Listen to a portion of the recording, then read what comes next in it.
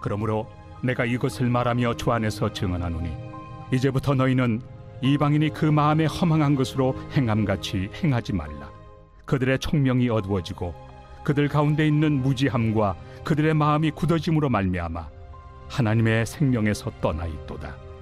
그들이 감각 없는 자가 되어 자신을 방탕에 방임하여 모든 더러운 것을 욕심으로 행하되 오직 너희는 그리스도를 그같이 배우지 아니하였느니라. 진리가 예수 안에 있는 것 같이 너희가 참으로 그에게서 듣고 또한 그 안에서 가르침을 받았을진데 너희는 유혹의 욕심을 따라 썩어져가는 구습을 따르는 옛사람을 벗어버리고 오직 너희의 심령이 새롭게 되어 하나님을 따라 의와 진리의 거룩함으로 지으심을 받은 새 사람을 입으라.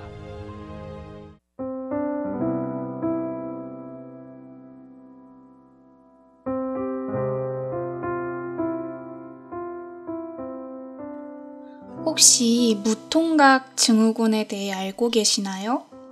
네, 이름 그대로 통각을 느끼지 못하는 병이에요. 보통 무한증이라고 해서 뜨거움과 차가움을 느끼지 못하는 감각 이상을 동반한다고 합니다. 이 질환을 가진 환자들은 뜨거운 물을 몸에 쏟아도 알지 못하고요. 다리가 부러지고 피부가 찢어져 피가 철철 흘러도 눈으로 확인하기 전까지는 다쳤는지를 모릅니다. 그래서인지 위험한 상황을 피해야 한다는 생각을 잘 못한다고 합니다. 다쳤을 때 얼마나 아프고 위험한지 잘 모르거든요. 신경외과 교수들은 통증을 생존을 위한 방어장치라고 이야기합니다. 통각을 느끼지 못하면 좋을 것 같지만 내가 어디가 아픈지도 모르는 사이 더 큰 사고나 질병으로 인해 생명을 잃게 될 수도 있기 때문이죠. 오늘 본문 첫 단락에는 영적으로 무통각 증후군에 걸린 것만 같은 사람들의 이야기가 나옵니다. 에베소 지역의 사람들이에요. 당시 에베소는 로마의 교역과 문화가 모여드는 곳이었다는 것 알고 계시죠? 온갖 문화와 사상, 철학과 이방 종교들이 뒤섞여 있는 이 에베소에 살아가는 수많은 사람들이 허망한 것에 빠져 허물을 쫓으며 살아가고 있었던 것이죠. 그러면서 온갖 부도덕하고 악한 범죄들이 에베소 사회에 팽배하게 됩니다. 죄를 반복하며 살아가는 이들의 총명은 점점 더 어두워지고 무지함과 마음의 굳어짐으로 인해서 하나님이 허락하시는 생명과는 하루하루 더 멀어져 버립니다. 사도 바울은 이들을 감각 없는 자라고 표현해요. 19절에 감각 없는 자로 번역된 헬라어 원어는 살갗이 두꺼워졌다 라는 의미를 가지고 있습니다. 아픔을 느낄 수 없을 정도로 살갗이 두꺼워졌다는 거예요. 에베소의 문화 또 사회에 젖어서 습관처럼 반복해서 지어왔던 죄가 그들을 도덕적으로 또한 영적으로 둔감하게 만들어버린 것입니다. 죄의 수치를 잊어버리게 한 것이지요. 죄가 얼마나 무서운 것인지 생명까지도 앗아갈 수 있는 위험한 것인지 느끼지를 못하니 자신을 그저 방탕에 방임해 버립니다. 죄 가운데에 내버려두는 거예요. 그러니 모든 더러운 것을 욕심으로 행하는 데에도 거리낌이 없었겠지요. 그런데 바울이 편지를 쓴 시점이요. 에베소 지역에 이미 복음이 선포된 이후예요.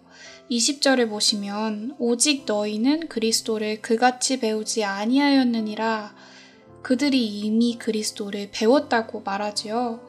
철학을 공부하고 사상을 깨닫듯이 학습한 것이 아니라 예수 그리스도를 인격적으로 배우고 또 실제적으로 닮아가는 삶을 시작할 수 있도록 그들에게 복음이 이미 주어졌다는 것입니다.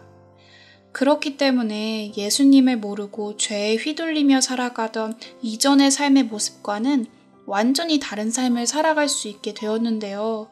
그것을 받아들이지 않거나 혹은 과거의 행실을 쫓아 되돌아가려고 하는 모습이 여전히 남아있었다는 것입니다.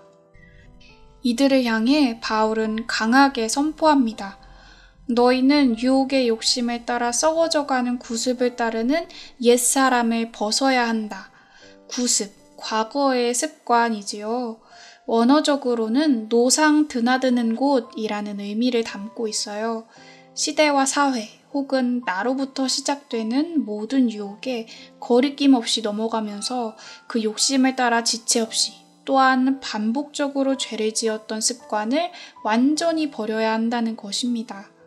그리고 23절에 우리의 심령이 새롭게 되어서 24절 하나님을 따라 의와 진리의 거룩함으로 지으심을 받은 새 사람을 입어야 한다는 것이지요. 그런데 생각해 보아야 할 것은요. 옛사람을 버리고 심령이 새롭게 되어 새 사람을 입는 것, 그것을 사람의 힘으로 할 수 있냐는 것입니다. 지겹도록 반복되고 또 반복되는 죄를 나의 힘으로 끊어낼 수 있던가요? 무감각한 나의 마음을 깨우고 심령을 새롭게 하는 것이 내가 마음먹는다고 되던가요? 불가능한 일입니다.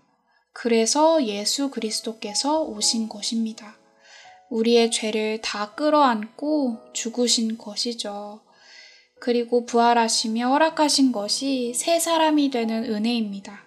나의 옛사람을 벗어 던지고 그 위에 덧입을 의인의 옷을 선물하신 것입니다. 복음이 주어지는 그 순간부터요, 화인 맞은 가죽같이 무감각했던 우리의 마음이 새살이 돋기 시작합니다. 죄가 얼마나 아픈 것인지, 얼마나 수치스러운 것인지 알게 되지요. 죄에 휘둘리며 살아가는 것이 정말 무서운 일이라는 것을 깨닫게 되는 것입니다. 그렇기 때문에 그로부터 떠나가기를 간절히 갈망하게 됩니다. 그리고 하나님이 초청하시는 거룩으로 나아가기를 소망하며 이전과 다른 삶을 힘있게 살아갈 수 있게 되는 것입니다.